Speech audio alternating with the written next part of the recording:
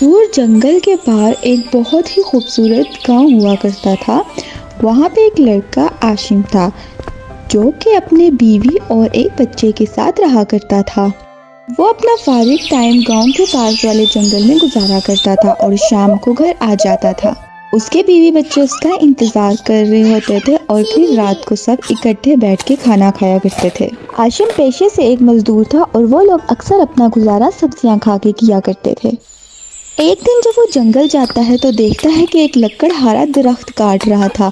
یہ دیکھ کے عاشم اس کو بولتا ہے، ارے بھائی، یہ تم کیا کر رہے ہو؟ درختوں کو بچانے کی جگہ تم ان کو کاٹ رہے ہو۔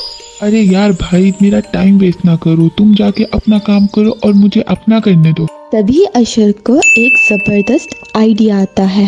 کیا تمہیں پتا ہے اس درخت کے اوپر جن رہتے ہیں اور جو بھی اس کو کاٹنے کی کوشش کرتا ہے وہ اس کے پیچھے لگ جاتے ہیں؟ میں تو تمہیں صرف اس لیے منع کر رہا تھا۔ کیا جن؟ یہ دیکھ کے لکڑہارا وہاں سے بھاگ جاتا ہے اور تبھی پیڑ بولنے لگتا ہے، آج تم نے مجھے کٹنے سے بچا لیا۔ کیا تم بول سکتے ہو؟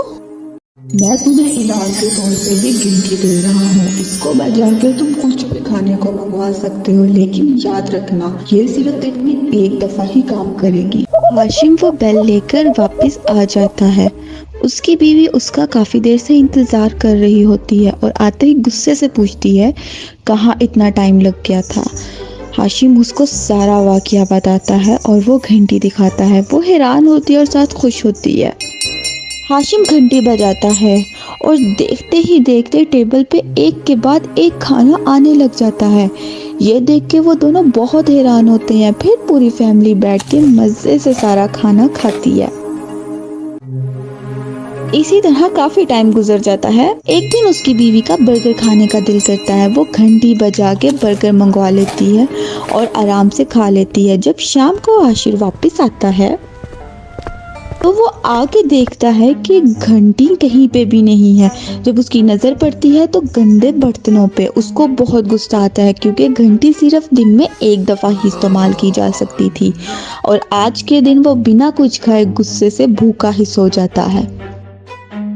اگلے دن وہ غصے سے اپنے ساتھ ہی گھنٹی لے جاتا ہے اور سارا دن کام میں مصروف رہتا ہے۔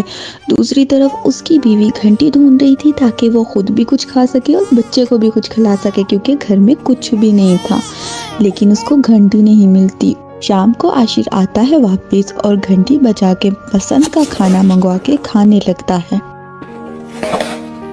جب اس کی بیوی اس کو کھاتے دیکھتی ہے تو اس کو بہت دکھ ہوتا ہے۔ وہ بتاتی ہے کہ کس طرح اس کی خود غرضی کی وجہ سے وہ اور اس کا بچہ پورا دن بھوکا رہے ہیں۔ اشر کو بھی اپنی غلطی کا احساس ہوتا ہے۔ وہ ایسا کرنے کی اپنی وجہ بتاتا ہے۔ دونوں کو اپنی غلطی کا احساس ہوتا ہے اور پھر بیل بجا کے وہ اپنے لیے کھانا منگواتے ہیں اور پھر پوری فیملی واپس سے اکٹھے بیٹھ کے کھانا کھاتی ہے۔ تو کیسی لگی کہانی؟ اس کہانی سے ہمیں ایک سبق بھی ملتا ہے کہ ہمیں کبھی بھی خود غرض ہو کے نہیں سوچنا چاہیے، بلکہ دوسروں کی بھی ضروریات کا پورا خیال رکھنا ہمارا فرض ہے۔